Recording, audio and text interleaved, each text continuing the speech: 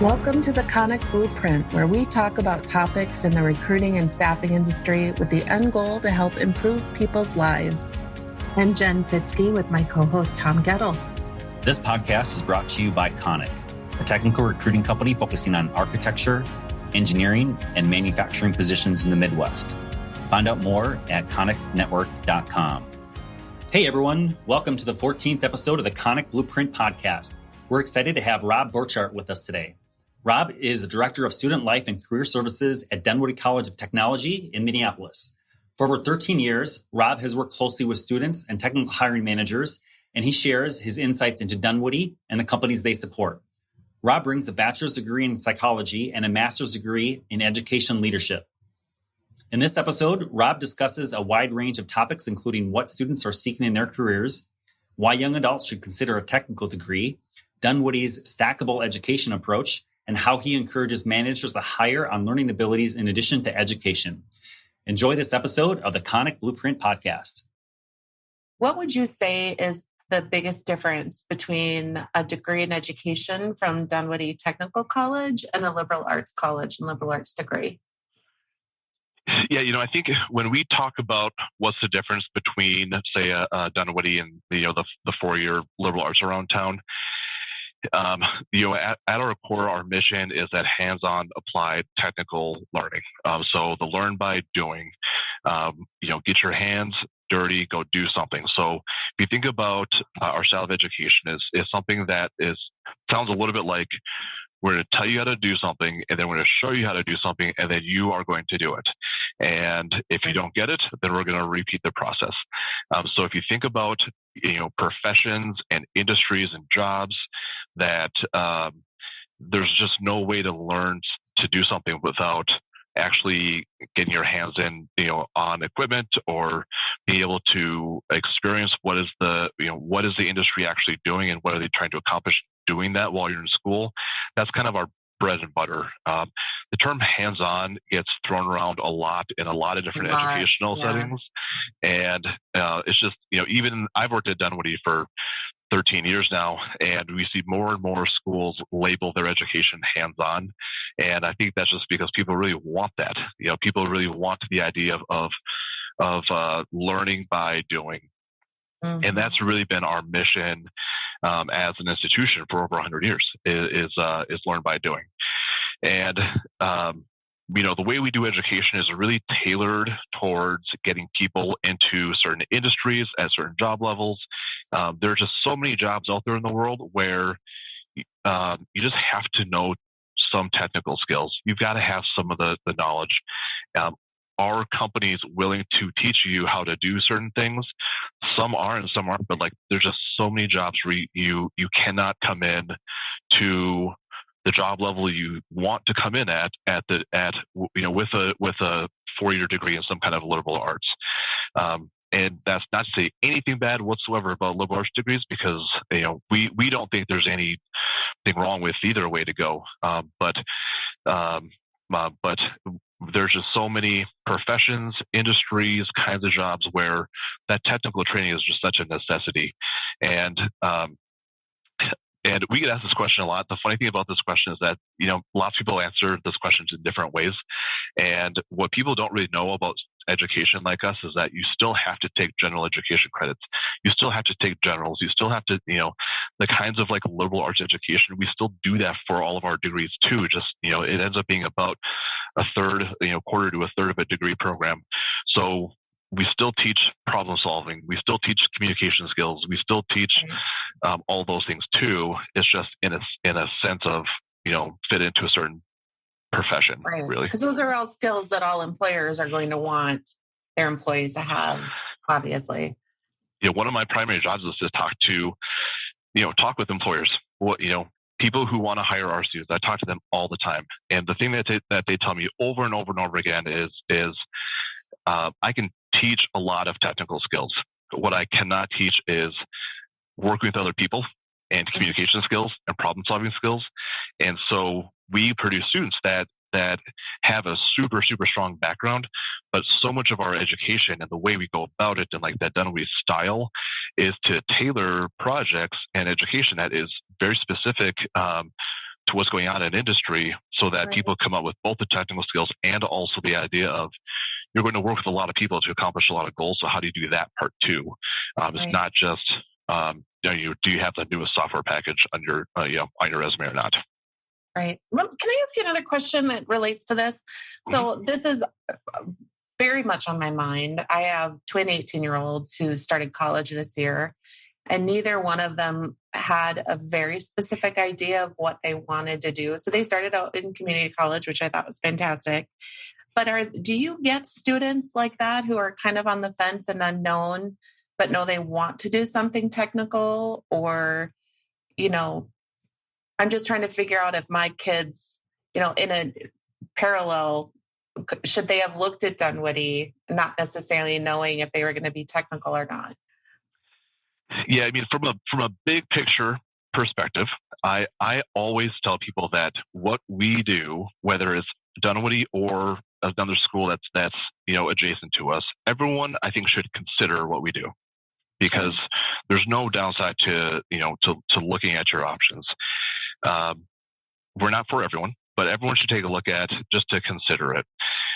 If you look at Dunwoody and our population, our average student age right now is 24 years old. Half of our students are what we call traditional college students. That's between 18 to 24. So that means half are older, right? So there's lots of people out there in the world who they graduate from college and you just don't know what you want to do. And it's an unfair question to ask someone in high school, what do you want to do when you grow up, right? What kind of job do you want to have? Like, there's so many people who just don't know. And, when I, putting myself back in the shoes of being in high school, it was do what you're passionate about, find your passion. And, there's just so many people who are like, I don't know what my passions are. I just don't. I don't know. I don't know what that means. And so there's just so many people that, that when they graduate, the best option is to just go take some general somewhere and do some career exploration. And it's so common for students who end up coming to school with us.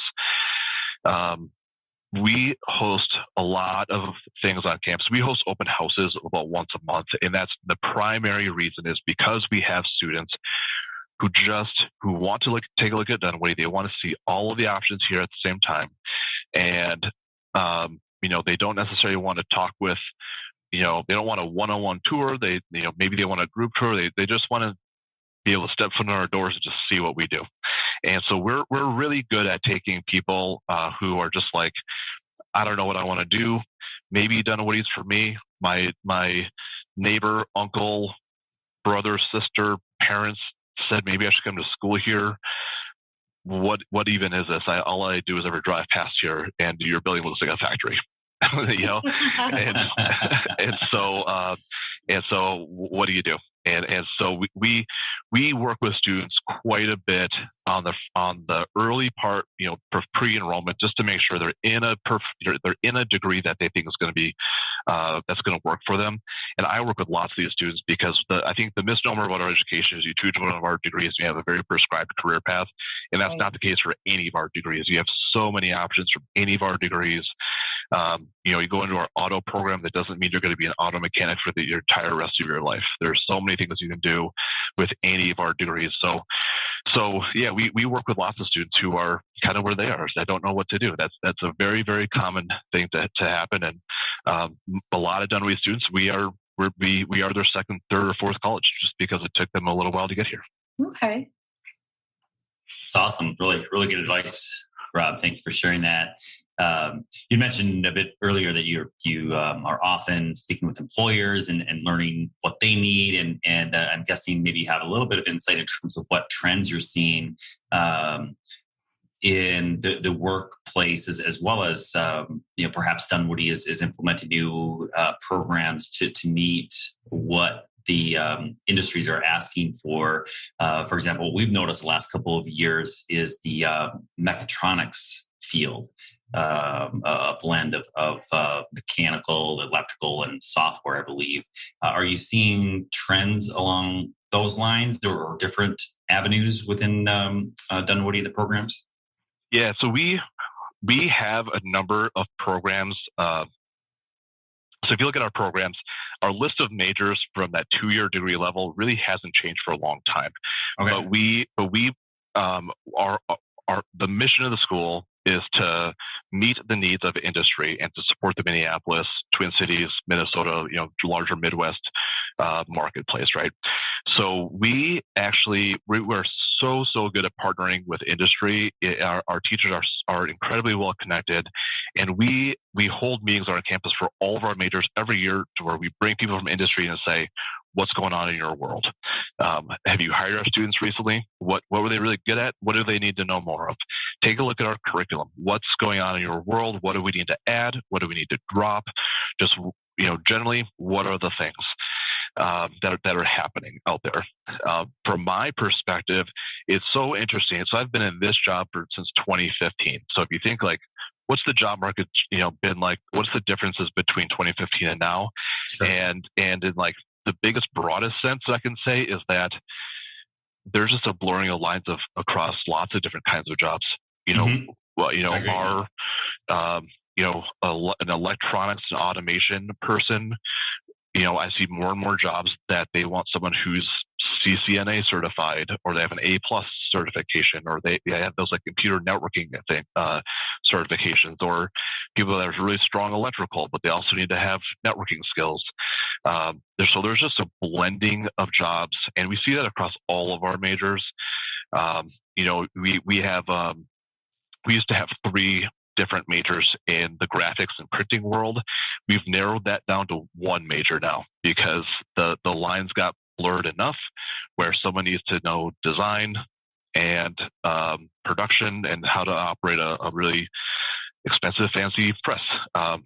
So we sometimes will change our majors around, but really it's the curriculum that we're actually teaching. And one of the things that we're always trying to do is try to figure out, okay, we're teaching this class over here, and we're teaching a very similar class over here. Why can't those students sit in the same room together? And then they start talking to each other, because there's a reason, why we might teach a class in a couple different areas. So, for example, we have students in their very first semester that take the same class, like automation students, electronics students, and electrical construction students all basically take the same first semester class. So we typically, have automation and electronics in a different department than, say, electrical. But can those people share instruction? Can they share, because in reality, could they all apply to the same job afterwards? Absolutely. We definitely see, mechatronics is such an interesting term, because that's one of those terms that just means a lot of things to a lot of different people. Yep. Sounds interesting. It's an interesting term. We've had our automation program for decades, and so when we talk about like electromechanical technicians and whatnot, that's so many. That's just a broad umbrella.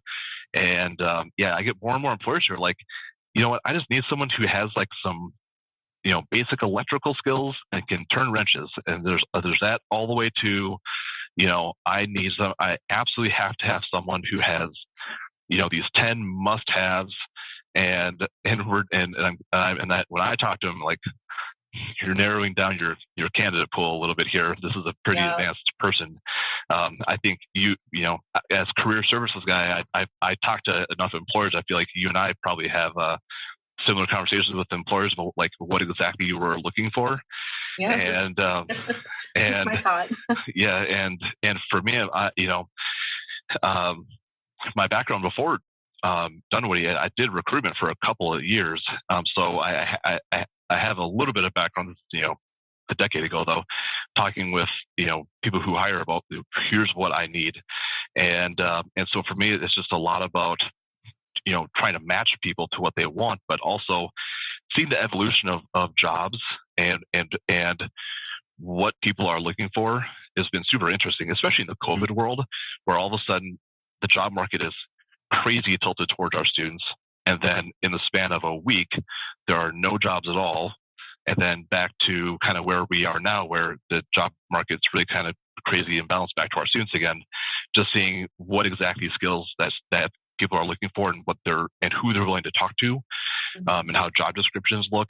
We're kind of really back to that area of, okay, these things all kind of blend together a little bit. What used to be someone out of one specific program could now be someone out of 5 or 6 different programs. Sure. Oh, Great. interesting. Because you wouldn't necessarily think, like, if you said, I want an electromechanical technician, and I said, hey, look, I have a student who graduated from our automotive program 3 or 4 years ago. He's been an auto tech, but in that time he was certified in heating and cooling systems. He was certified in these 3 or 4 areas. Yeah. Like, this person they absolutely have the skills that you're looking for. They've just never worked on this robot before. So take them and put 2, 3, 4 weeks of training into them, just like you would, right, this other person, and take them. They're going to be amazing. They have the skills that you need, and that ask from me is I got a yes much easier to that now than I did, back in 2015 when I took on this role. excellent. I think I know where you're going to go with this next one, because you've kind of talked about it a little bit, but it is still something I'm really curious about. So Dunwoody in the last few years added 4-year degrees. And so I was curious to know what precipitated that. Was that a request from the local community hiring the students, or what? Yeah. What started that? So yeah, so we always talk about meeting the needs of both our students and industry, right? So we want to pay very close attention to what our students are asking for, and what employers are asking us for, and maybe even finding a market for education that we can be like the first ones into. And one of the cool things that we did this probably. This is before I joined Dunwoody. So I couldn't find the exact date which we launched this program, but we actually launched a business management program in like the mid 2000s. And this was our first bachelor's completion program. So the idea behind it was Dunwoody has this highly entrepreneurial student base. We think we have a much more entrepreneurial student base than almost any other school in the Twin Cities area. So students came to us and said, I want to start my own business. I want to be my own contractor. I want to start my own shop. I want to take my 2-year degree in this highly technical area and start my own business, because that's a pretty normal thing to do in say electrical or HVAC or auto or something like that. Yeah. And so we wanted to give students the ability to do that. And also we have students at the time who said, I just want to get a bachelor's degree. Like, that is a bachelor's degree is a requirement in my field, and my company doesn't care what it's in, but I need to have one in order to, extend my career in this field. So back in the mid 2000s, we started a business management bachelor's completion program, and I think I don't know this with 100% certainty, but I think at the time we were the only school that was articulating a 2-year associate of applied science degree 100% of credits into a 4-year program. Because big picture, why do we have bachelor's completion programs? Is because it's really hard to transfer a 2-year degree into, like, an associate of applied science degree into a bachelor's degree program. If you take our degree and you go to any of the 4-year schools around town, they say, we'll take your generals, but your technicals, they don't transfer in. They're not equivalent for anything that you want to do in this new major. So we began to really look into bachelor's completion programs. And so we offer a couple things now. So the first thing, which I think is super cool, which not a lot of schools have committed a lot of resources to like we have, is just the idea of stackable education. We have some majors here. You can start in a certificate program. You can start with us in a welding 1-year program. If you want, take your off ramp, go get a job, and go be an excellent welder. But if you want to stick around for a 2-year degree, we can get you additional year of education, and that would get you an associate degree. Great. You want to go get a job? Cool. Go get your job. If you want to stick around for 2 more years and get your bachelor's degree in, say, industrial engineering or, again, business management, you can do that. So we offer that certificate to bachelors in a couple different areas. And so one of the things that we did is that we did and are continuing to do is, what are the areas where we can give students 2 additional years of education to get them to that bachelor's degree level. That again is what they're asking for and meeting industry needs. So our 2 recent ones are cybersecurity. So anyone with one of our anyone with a 2-year degree in computer networking from any school, and mostly we're seeing mostly students from around here, but from any school can come into our bachelor's degree in cybersecurity. And then we just started an automation controls engineering program. So anyone with like an automation or mechatronics 2-year degree can come to us and get an automation controls engineering degree. At the same time, we saw a potential opportunity to do more traditional 4-year degrees programs as well. So we have more traditional we launched a school of engineering 5-6 years ago. So we offer mechanical, electrical, and software engineering as more traditional engineering programs that are not really that 2+2 model. So we're able to kind of get people through 2 different kind of educational models that serve 2 different kinds of people that might get people into similar careers.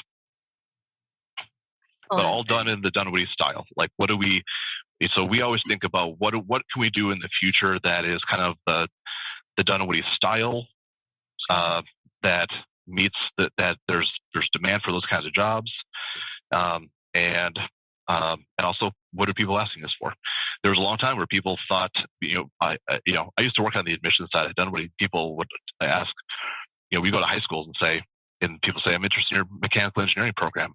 And this is before we had that traditional 4-year mechanical engineering program. So it's like, there's obviously that demand for it because people are asking for it. So we're always kind of on the lookout for what's that next area that we can go into. Do we launch a degree that's called mechatronics, or do we just change our curriculum a little bit so that we can meet the need of something like that? Or so we talk a lot about what kind of jobs need what kind of degree level, and how can we do that? We have a pretty lofty goal of students that we want to serve over the next 5 years or so. So, offering new kinds of education and even more non-traditional style of training for companies it's all kind of stuff that we look at as far as growth opportunities. Yeah, that's awesome, and I love how you phrase that stackable education. I wrote that down too. Yeah. It's a great model. Like you said, if someone wants to get a welding certificate, they can do that, go on to get an associate's degree and go work in industry for a while and then come back and get their next degree. I think it's great, great way to structure things. Yeah, and the thing about Dunwoody students is that they want to go and work, right? Like our students don't come to us and say, I can't wait to spend 4 years in college. And they're like, they're hungry to make money. So our students are just like, they want to get out and work as soon as possible. And so if given the chance to say that after 2 years, you can go get a job and you can go make really good money and also work at your bachelor's degree at the same time. All of our bachelor's completion programs we offer either at night or fully online. So after that 2-year mark, the whole idea is that you're going to go get a job, no matter if you're staying with us or not. So if somebody gets that 2-year degree, they go work, they graduate with a 4-year degree. So imagine graduating at 22 with a 4-year degree, but you also have 2 years experience and you're already making $50,000, $60,000 a year. That's a pretty cool way to go through college. That's very different than that traditional 4-year school. So going back again to like what's the difference between us and like a more traditional 4-year degree school is that we really tailor our education around the ability for students to get jobs in their field as early as possible, because that's really what they want to. I had a follow-up question on your engineering programs because I know they're still pretty new. Have they gone through long enough to get ABET accredited yet? Yeah, we lost a year for COVID for that. So we have a site visit from ABET that will be this year. And our hope is and that's going to be for our mechanical engineering program. Okay. Our hope is to hear back from them by the end of the school year. Okay. I think the language that we're allowed to use on that, I think that's as big of a promise or guarantee as we're allowed to make from the ABET side. But our goal is certainly to obtain that. But yeah, we are early. We should have had that last year, but COVID set us back a year on that. But our industrial engineering program, which is our bachelor's completion program for any manufacturing degree, that is ABET accredited. We've had that program for a long time, so that definitely has been around for ABET, and we certainly have every intention of gaining ABET for both our mechanical and electrical engineering programs. I have not yet heard whether we are going to do that for the controls engineering, but it wouldn't surprise me if we did. Oh, that's awesome. Yeah, it's that accreditation process is interesting just because you have to have graduates from the program, and then you have to show certain outcomes from those people, and it ends up you launch a 4-year degree in mechanical engineering, you don't get ABET, you don't theoretically get ABET accredited until like year 6 or 7 or something like that. So it's a very long process to go through, but I think my hopes are high, and once we have that, then things definitely change once you get that industry accreditation, especially for this one. Right. Yeah, that's awesome. Switching gears a little bit towards diversity and inclusion, Rob, what can you say about Dunwoody's efforts to reach students of color and women to both enroll in the programs and then support them during their education? Yeah, so we've made this a strategic priority for the school. And we've, ever since I've worked at Dunwoody, we've done a lot of outreach to try and increase enrollment for both our students of color and for women at Dunwoody. And so a couple of cool things that we do. A couple of years ago, we started a program called Women in Technical Careers, and it's to get women into more non-traditional technical roles. Between that program and a number of other scholarships that we're able to offer, our total, like our percent of female students at Dunwoody is definitely increasing. We're up to about 20% this year, and so in overall for colleges, 20% I think would seem pretty low, but that's definitely increasing for us, just because of the nature of our programs. But that's been a really, really successful program for us. When we see the number of people who apply to that program, what we're able to do for those students as they go through and they graduate, the difference between starting and finishing are amazing program outcomes. So we've done a really, really nice job with that. For students of color, we just started a new program called Pathways to Careers, and it's kind of the next step evolution. We've had this program called YCAP, the Youth Career Awareness Program. We've had that program for like 30 years. And the idea behind that program and the Women's and Technical Careers Program is to give people a really nice big scholarship, help them financially to start off with and get through school. And so this new iteration of a program for us called Pathways to Careers, Dunwoody's really made that a priority as well. We went out and hired a brand new role for someone to be someone who really is in charge of managing some community partnerships to drive enrollment for us in these specific areas. So a lot of it is partnering with communities. We do tons and tons of high school outreach. We do a lot, all the stuff that colleges do to reach out to colleges. To high schools. We do all that stuff too. But like, what else is there? And for us, we really want to take something that we're really good at, which is building partnerships with industry, and really translate that to the rest of the community as well, to help not just for us to drive enrollment, but for us to be a partner for people, with people in the community as well. Right. We see so many people who come to school here and really have this like life-changing experience. And it doesn't just change their lives, it changes their families' lives and their communities' lives. So for us, we think like, how can we get more people to come through this experience that we can provide people? And it's really through a lot of industry partnerships. So the two people that run those programs, they spend a lot of time just with, partners out there in the community, and just seeing what we can do is to serve more of their constituents too, to see if we can, have them become students at Dunwoody. So that's kind of the front side of how do we get more more students at Dunwoody. And again, this is a big priority for the school to be able to increase enrollment in these areas.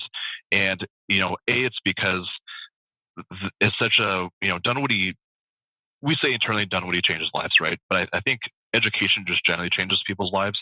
But what we're able to do for people as far as, education that looks a little more like job training and then helping them get out in the field and all this stuff, it just does so much good for people.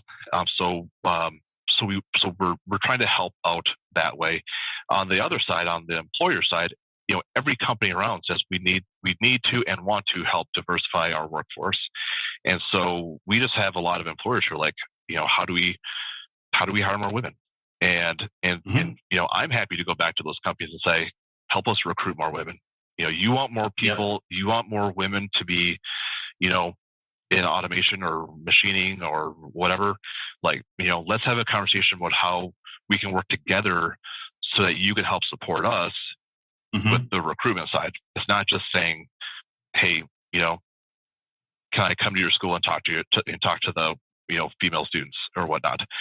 So we have a lot of those conversations across the board with all of our constituents, all of our partners on not just the hiring side, but how can we all work together to get more people to consider schools like Dunwoody for education. On the other side, I'm also I'm one of the people who heads up our diversity, equity, and inclusion group here at Dunwoody too. So we've spent the last year, a little over a year, writing a whole new strategic plan on how do we support students when they're here. It's because you can't just enroll more students of color and more women at Dunwoody and then just expect them to all of a sudden be successful. You got to support them while they're here too, right? So we have a bunch of new initiatives. We changed some positions around with the entire goal of retaining more students.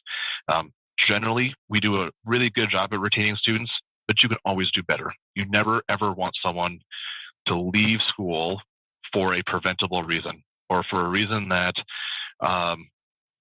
it just shouldn't have happened, or like if you were able to find someone and figure out what obstacles they have before maybe they even know what their obstacles are and help solve those problems proactively. Like that's really right now what we're trying to focus on is find people who have obstacles who may not come to us and tell us so that we can solve those problems. If you think about first generation students, or if you think about students of color or people who just have a hard time affording going to school, like there are a number of factors that we can take a look at and just say, statistically, we kind of know what the students' problems are, right? We know that people who have a hard time affording school might also have transportation that's not super reliable, or maybe taking public transportation. And guess what? There's a bus driver shortage now. So are they making it to school on time every single day? And so if you think about the staff we have here, the team we have here to help support students, I think we're doing a really good job this year on making sure that the students that, enrolling more students and then making sure they're really, really successful here. I tell people all the time, the reason why I've worked here for so long is that I can't imagine another school, another group of people who, our faculty and all of our staff here who are just like so dedicated and go so out of their way to make sure that people are feeling welcome and feeling like they're supported. And that we're able to do stuff for people. If you don't show up on the first day of school, your teacher's going to call you, and that's not the case in a lot of schools. Right. But that is the case here. That's awesome. I was thinking about, you talked about the high school outreach that of course you do. And one of the things I was able to do when I was in high school was take part of the post-secondary enrollment options program. Is Dunwoody a PSEO option for high schoolers? Yeah. Yep. We certainly do PSEO. I believe for us, we only do the senior year. Sure. But I think for us, we always think about what's on the table, what's going to be most helpful to students, what's going to, what are ways that we can help both grow our enrollment, but what's very, helpful to students and whatnot. So I think one of the things we're doing is certainly exploring ways to grow the PSEO program. We have this metric that we want to hit of not just full-time student headcount, but actual students served that can come through our doors in any number of ways. And like I said before, some of that is things like uptraining your current workforce. But we also want to take a look at PSEO as well, where, that might not necessarily, for some people that could just be taking some of the general education credits. That's for some of our majors. But what else can we do for students to help grow that? We historically don't have lots of PSEO students, not nearly as much as some of the Minnesota State schools do. Sure. But yeah, we definitely are an option. And for people who might not know, PSEO is where high school students can go to a local college that works with the program, and they can take college credits for high school credit as well. And then it counts for college as well. So they come out with basically duplicate credits, and the state pays for it, and they pay for the tuition and they pay for the books. The student does need to provide their own transportation, but those other costs are covered. So it's a great option to really get ahead and have reduced tuition overall once you enroll. If you're really smart about it, you can start your first year of school as like a third semester sophomore. Yeah. I did it my senior year. My sister did it her junior year, wherever, I don't even remember where she went, but if you do it right, you come out. Yeah, some schools let you do it for 2 full years. I think we only let students do that for the senior year.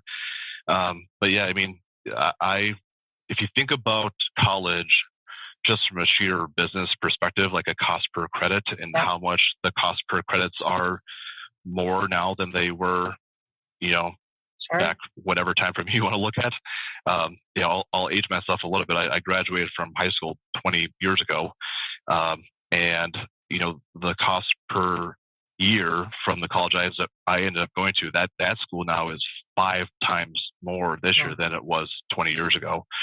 So the cost per credit, if you think about that, PSEO ends up, saving an untold amount dollar amount. Thousands. Yeah, right, absolutely. Right. Thousands of dollars. Or even if you think about the taking out loans to pay for school, and what is the interest on those loans? Like, you take out fewer loans, you spend a lot less on interest. And so it's just from a sheer business perspective, every single person should do that. It's a no-brainer to do that. Yeah, absolutely. Well, a question I've been excited to ask, what is the job market like for Dunwoody grads? Yeah, I mean, the great news for Dunwoody students is the job market for them is amazing. And on the flip side, I would say that's kind of the bad news for a lot of employers out there. There's a lot of competition for students again. So we get a lot of calls for our students again. We track this metric of job leads per graduate, and last year it went down a couple. So we typically hover in that 13 to 15 job leads per graduate number, which ends up being around 14,000, 15,000 job leads a year for us. During the COVID year, that was substantially decreased. But this year it's going to be way, way, way up. I have more job leads right now for students to look through than I've had in years. I mean, the job market for a long time, for the last couple of months, I maybe 6 months or so, I've thought that the job market looked a lot like the 2019 job market, just from just a sheer metrics standpoint. It looked just like 2019. And but I think it's getting even better. It's kind of looking like not a year ago, but like 2 years ago, the 2019 market still, like where it was just ramping up still. So the job market looks really good for our students. The students who graduated last May are doing very good. They are seeing a pretty decent sized chunk in increase in average salary as well. So it seems like there's more jobs for them to apply to that pay more money than they've seen in a few years. Mm-hmm. So it's really, really good for them. I'm kind of back to that mentality of when someone calls me and says, "Hey, I need an electromechanical technician." I'm just like, Well, and I know you probably do, but I don't know that I don't know that I have a lot of people for you to choose from right now. So for a lot of our majors, it's we're just getting way more phone calls for students than we have students, and that's especially true. Plug out there for anyone who's thinking about enrolling into, say, like a civil surveying program. You want to be a land surveyor. There's a million of those jobs right now. Anything in manufacturing is great. Construction management is great.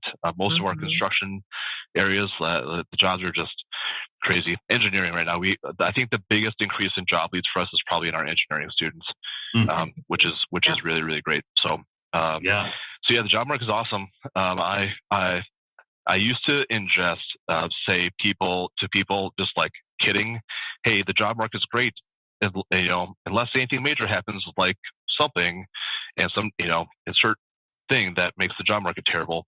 And then the pandemic actually hit, and I felt very bad in years trying to make jokes about how the job market could get really bad really fast for people, and then all of a sudden the job market got like the worst job market on any record. So I don't say that anymore, but I'd say pending anything bad happening, the job market for our students looks really, really, really good. So, I have a lot of confidence to tell students who might be thinking about enrolling here that the job market when they would potentially graduate, it definitely looks really good. I feel confident enough to say that. Yeah, awesome. Fantastic. Music to our ears, isn't it, Tom? Yeah, it's great. We do an entire different conversation about how do employers get the attention of those candidates that they want that are coming out of Dunwoody. Right? If they're getting 13 to 15 or more leads per student, it's a lot of competition. It's hard for some of our. And I'll tell you, for some of our majors, I don't even. I kind of eliminate that metric off of our report because the number just is not even the realm of believable. And those are usually our majors. We just have for most of our majors, we just need more students, right? If you think about Dunwoody, we're just like one step higher on the hiring funnel than other people are. If you think about candidates and where they come from, because, think about some of our majors, if, like surveyors, for example, we gave that example. There are some years where we might only graduate 4 or 5 surveyors, but we might get 300-400 job postings for them. Oh my gosh. So like if I'm like a job lead per graduate, I don't want to ever I'm not going to advertise that we have 100 to 1 ratio. Like that's not really a good number to tell a lot of people, because then companies are like, well, I'm just not even going to try to hire those 3, Right. So I talk with companies all the time like that. Like one of my primary jobs is talk with employers about how do you engage more with our students, and how do you, don't just send me a job lead. Don't just send a job lead by handshake. That can't be it. So what else do you do? And for our students, what I've heard over and over from companies for our students is that they're amongst the hardest to recruit, just because there's not a lot of them. But once you get them, that they're awesome. Everyone loves to hire our students. So, agreed. So really just hiring from us, it's like, you got to put some time into it, and you got to have that time available. And a lot of people, that proposition, I think is something that a lot of people have to think about, because I would always tell companies that our students are absolutely worth hiring, but for some majors we have a lot of students, and some majors there's just not that many. So but I have those conversations all the time with people, and anyone who wants to hire from us, I'm always happy to take time and talk to them about how they do that. Right. Yeah, that's great. I'm not surprised. Jen and I, we both have been in the engineering, manufacturing, electronics, recruiting sector for over 20 years each in the Minneapolis area, and we have good relationships with all the tech schools, and they're all very good. Dunwoody has always been just the very, very sought after school to identify new graduates from, and even 5, 10, 15 years into someone's career, if they have Dunwoody on their resume, it gets attention. Definitely. Yeah, and I don't think people know we've been around for since 1914. So we've been around forever. So we have graduates in some fields. We have graduates, who are like I've been in this field for 40 years, and my dad went to Dunwoody, and so it's great. Yeah, so especially like like electrical, for example, that's one of our original programs.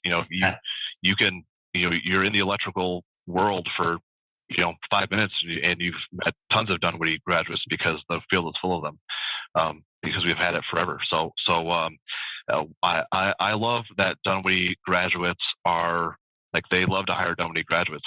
That's one thing that I've seen too, is that our alumni love to hire our alumni, and that's true for most schools, but it's absolutely true for us too.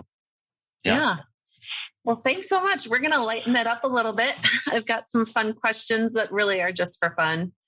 It's our lightning round, but slow or fast, it's up to you. Yeah. So the first one is, what do you prefer, comedy shows or concerts?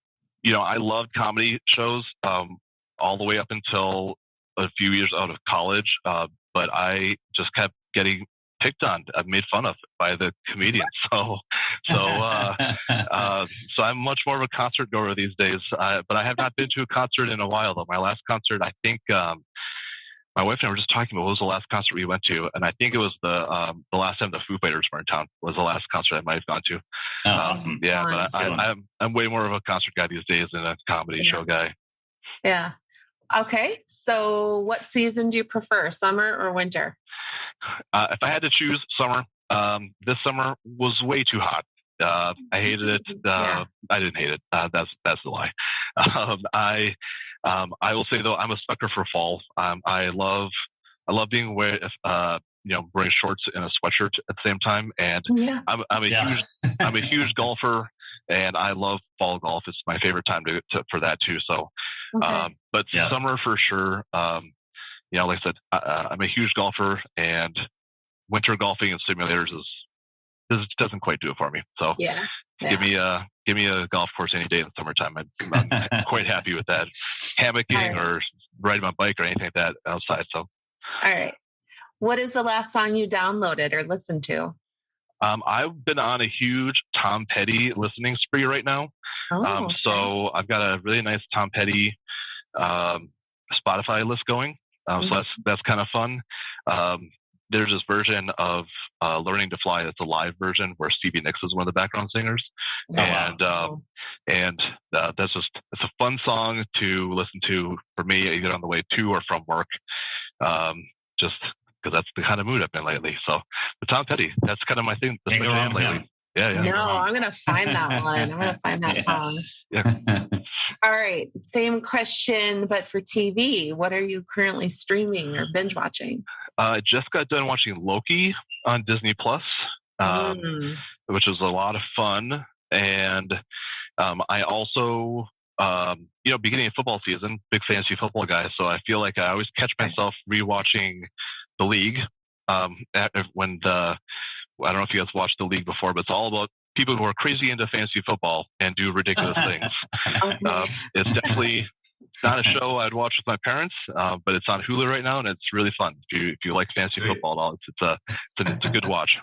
Oh, that's funny. Great. Thanks so much for coming on. This was really enlightening. I learned quite a few things that I'll make sure that I just reiterate at the end here. But for any students that are potential students or parents that want to check out the school, what's the best way for them to reach out to the school? Yeah, so best way, go to our website, dunwoody.edu, and we have, you can sign up, you can RSVP for one of our open houses. We do those once a month. They're usually Tuesdays from 3 to 5, and they're really, really good times for people to stop by, talk to faculty. We have faculty representation from all of our programs. You can take a tour, talk to, someone from student affairs, talk about housing, fun stuff that we do, clubs, organizations, financial aid. We're all there at open houses. So it's a really, really great time to stop by and just see the school. But otherwise, give us a call at any time, and we'd be happy to talk to. We have a whole team who can talk to people about enrolling in school here and set up times to take a look and do all those things. And I think if you look at our website against Dunwoody.edu, there's also a lot of virtual tours as well, so people can kind of see what the building looks like inside as well. And but the real bread and butter is coming to talk to our teachers. I think that's what I always tell people is our teachers are in it to make sure that their students are successful. Like, they take so much pride in making sure that they take someone who doesn't know anything about whatever they're going to teach, and by the time that they leave, they're completely different people and they're ready to go find a job. And they take a ton of pride in knowing that all their students, go and find jobs. So that's the open houses, I would say, they're a really, really great time to stop by. Awesome.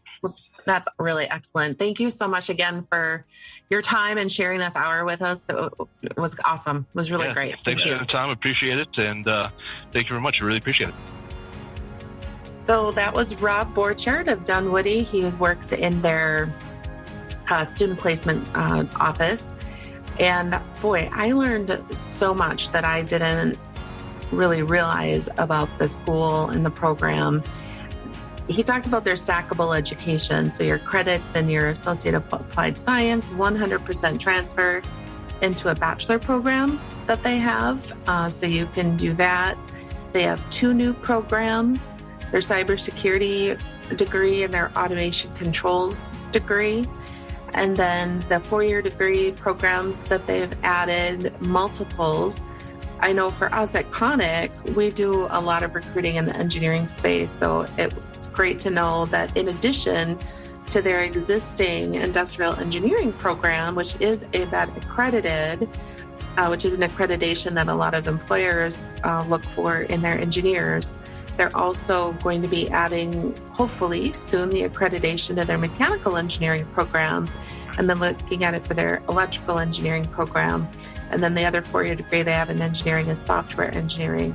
And you can find a full list of all of their program offerings at Dunwoody. That's DUNWOODY.edu. If you have a high schooler or you are a high schooler and you want to take a look at the school, you can go to that website and look at when their next open house is going to be. They are once a month on Tuesdays from 3 to 5. If you would prefer to do a virtual tour, you can do that. Go to their website for that option. And if you're not quite close to high school graduation and you want to take a look at the school as an option for your post-secondary enrollment, go to your high school counselor and ask them about the school and then go visit.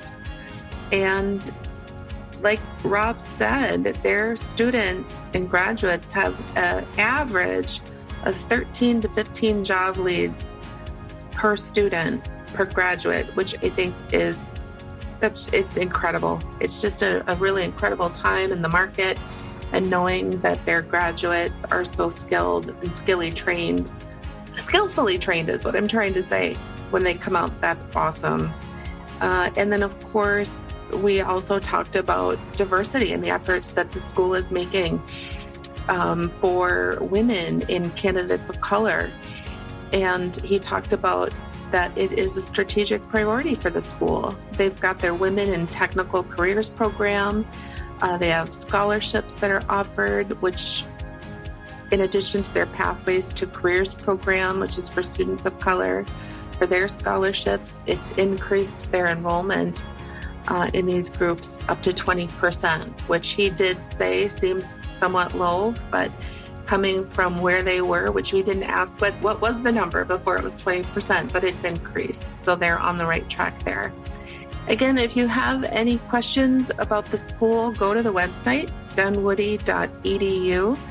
And there's phone numbers to all of the programs. Rob's number is there, and we can link that to our show notes as well. Thanks for listening. Thanks for joining this episode of the Conic Blueprint, brought to you by Conic, a recruiting company focused on architecture, engineering, and manufacturing in the Midwest. Find out more at conicnetwork.com and follow us on LinkedIn. Also, follow this podcast for the latest episodes. We're excited to hear your thoughts, so please leave us a review and let us know what you think. Thanks, everyone, and we'll see you next time on the Conic Blueprint Podcast.